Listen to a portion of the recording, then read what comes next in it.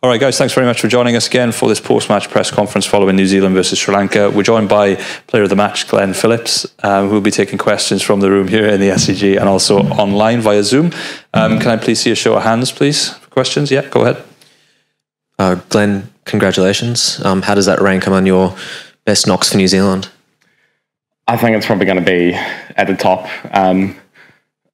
I do have one out of 100, and that was pretty special as well. But to be able to do it on a World Cup stage just adds a little bit more zhuzh to it, which is kind of cool. And to be able to have a World Cup win and from a sticky situation is actually the most satisfying part. You know, the boys all did their roles. Everyone came together. You know, it's not necessarily about one specific performance. It was actually an overall team effort, and the communication that me and Daryl had, the way that the bowlers bowled up front, it was all crucial to the win today. You went off during the second innings with what seemed to be cramp. Is that all okay? Or? Yeah. No. Unfortunately, the heat and the running between the wickets, and I don't think we hit a boundary for ages. It felt like forever in the middle at one stage, and we just kept trying to run as much as possible, and I think that eventually got to me by the fielding innings. I try to get out there, and I love to be out there with the boys, and unfortunately the cramp got the better of me today. What were those conversations with Daryl like just after the power play? Did you have a final target in mind? Were you like, let's just get to 10 overs and reassess? What were you guys talking about? We didn't even talk targets, actually. With Daryl, it's very much about intent and about being positive. And for us, it wasn't necessarily about hitting boundaries, 4s and 6s, because the pitch may not necessarily have required that. But for us, it was the intent between the running between the wickets that we wanted to show that we had a bit of presence, especially with Sri Lanka on top at that stage. And I mean, the way Daryl's mind works, he doesn't think anything's out of reach. You know, that guy is unbelievable. He believes he's born for situations that require tough decisions and tough processes. And to have him out there with me in the middle is, it's pretty hard to describe when you're batting with someone like him. But the momentum and the presence that he brings can switch an innings so quickly. Just on your running between the wickets as well, I know it's a feature of how you play, but that sprinter start you're having towards the back end, is that a new thing? Have you done that? Have you done that before? Is that something you've worked on? Is it a tactic to try, or is it just a spur of the moment? That was very much spur of the moment. I actually had my 3-point start wrong, which my best mate's going to probably give me a little bit of stick for later on.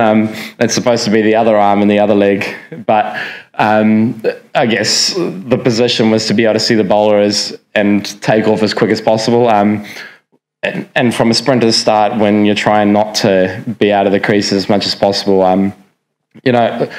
there's been a lot going around about man-cads and leaving the crease. And at the end of the day, it's my responsibility to make sure that I'm in the crease and leave at the right time. And if the bowler is doing his job, then he has the right to be able to take the bails off. So for me, to be able to get into that position as quick as possible, it just made sense.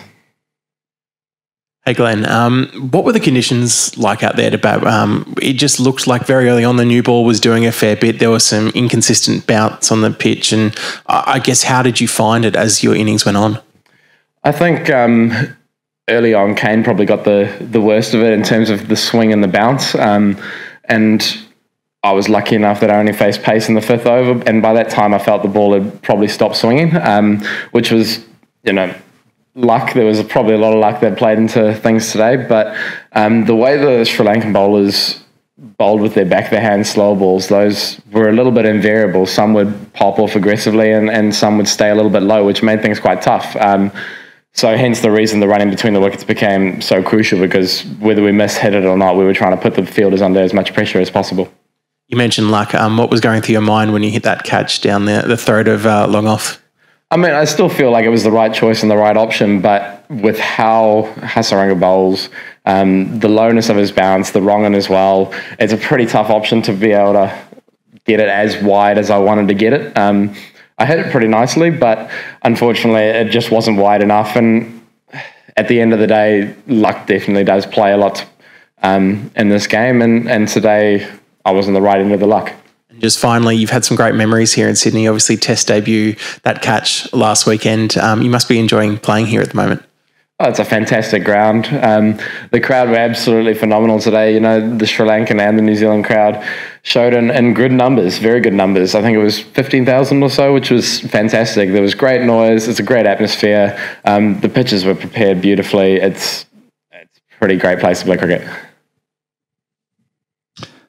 Hello, Glenn. Very well played. What do you value more in the way you play, power hitting or innovation?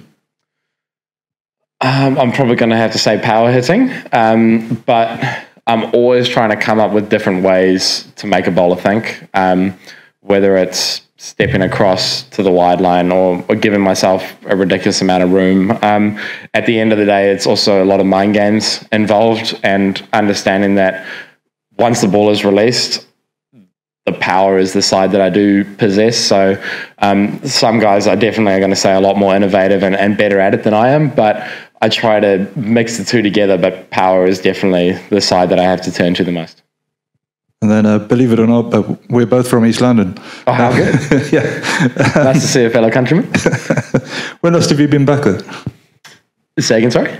When last have you been back there? I've never actually been back home.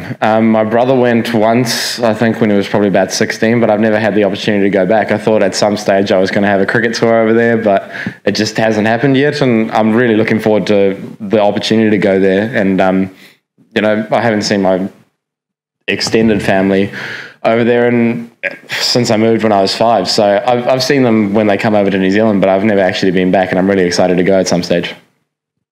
Just at the back in the corner.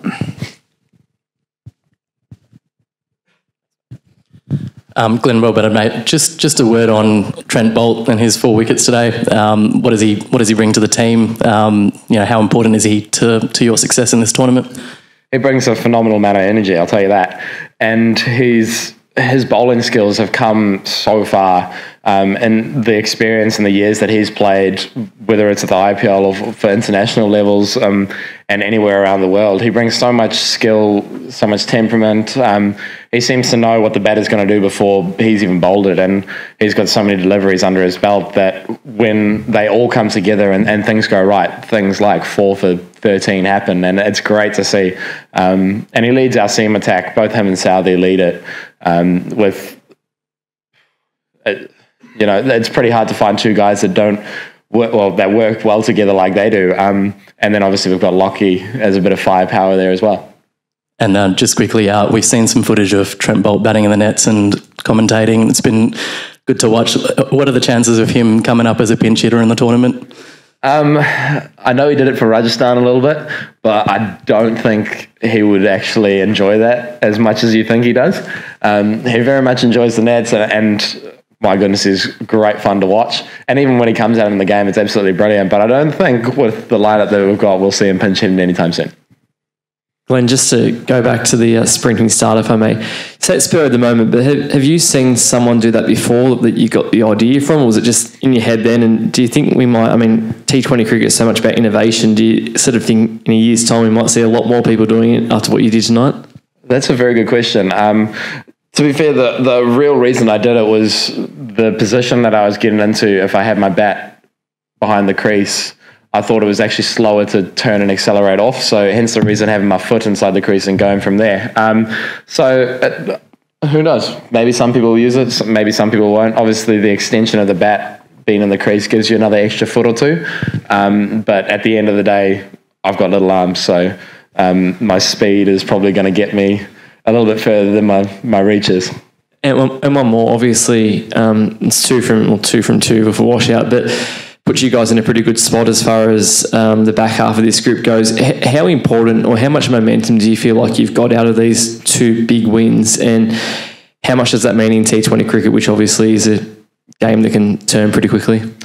I think momentum in tournaments like this is absolutely crucial, but at the end of the day, we try to bring it to one ball at a time and trying to stick to one situation and win that situation. And having that process-driven focus allows us to go through one game at a time, because every team in this competition has the ability to rock over another. And for us, we're treating every game with that respect and trying to do the best that we can with any given situation and whatever pitch we're showing up with. or whether the weather plays a part in it as well. Okay, we'll just take a couple of questions online. I think we've got Andrew Vorman from Stuff in New Zealand. Hey Glenn, congratulations. Bit of a running commentary from yourself at times on the stump mic with your misses and stuff like that. Nothing dodgy, don't worry. But is that part of your sort of process, or is that something that you need to sort of cut down on, expressing that frustration when you miss the slower balls and things like that? At the end of the day, it is an entertainment product. I do know there's stump mics there, so at the end of the day, for me, it's about having as much fun as possible and showing the sort of emotion that I'm feeling at the time. And sometimes it's for good and sometimes it's for bad, and hopefully more good than bad. But I guess for me, it's about enjoying the game as much as possible. And if I'm letting out the emotion, especially when I'm enjoying it, it's such a failure sport. If there's things that we can enjoy in the little moments and the times that we're out there, we're in front of 15,000 people, we may as well enjoy it and have fun. Is that something you've sort of come to appreciate, I guess, maybe compared to when you first came into international cricket, that you're a pretty expressive, emotional guy, you can sort of ride that wave rather than worrying about it? Yeah, I think to understand that my mental process allows that riding of the wave to come in and then go, to then stick to the game plan, start the process again, and move forward with one ball at a time and trying to make each individual a win for me. So, and with the process that I've got at the moment, it's allowing me to have more wins, whether it's the right shot or the wrong shot. Sometimes you can get away with playing the wrong shot, but to understand for myself that there's things that I can win at that don't necessarily reflect in runs, wickets or catches, then the game becomes a little bit more enjoyable. And I've definitely noticed that I've had a lot more fun out there because there's more things that I'm succeeding at. No, cool. Thank you. Okay, and last one, Umesh from Crick Tracker. Thank you. So, Glenn, my question is that when you came in the middle, the top order was failed and 3 batsmen went back to the pavilion without touching the single digit, or without touching the double digit. So what was your mindset at the moment when you came in the middle and scoring a brilliant 100 after following a catch drop? So what was your mindset in the starting when you started your batting? While Kane was still out there, or once Daryl arrived? No.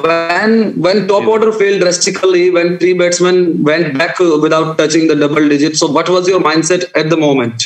I guess while Kane was out there, we're still very much understanding that we do need to be aggressive. But obviously, once we lost 3 in the power play, the mindset changed to the intent and the presence being shown through the running between the wickets. But for us, neither of myself or Daryl are players that are going to back down from a challenge. So, and Daryl believes he's made for situations like this, and he does it every time and time again. So, having him there to be able to create that belief in myself as well, to understand that for us, intent looks different at one stage of the innings to another, and to be clear out there. We try to talk about communication as much as possible in the side, and the communication that both myself and him had about the intent and the running between the wickets was, I think, crucial to that patch to get us through to the 13-14 over mark before we were able to launch. All right. Thanks very much, guys. Thank you, Glenn. Thank you so much. Good luck for the next match. You're all good, Glenn. Thank you. Thanks very much, everyone. We will be doing Mixed Zone following this, so if you'd like to follow me, I'll take you in. Yeah, we'll go. Oh.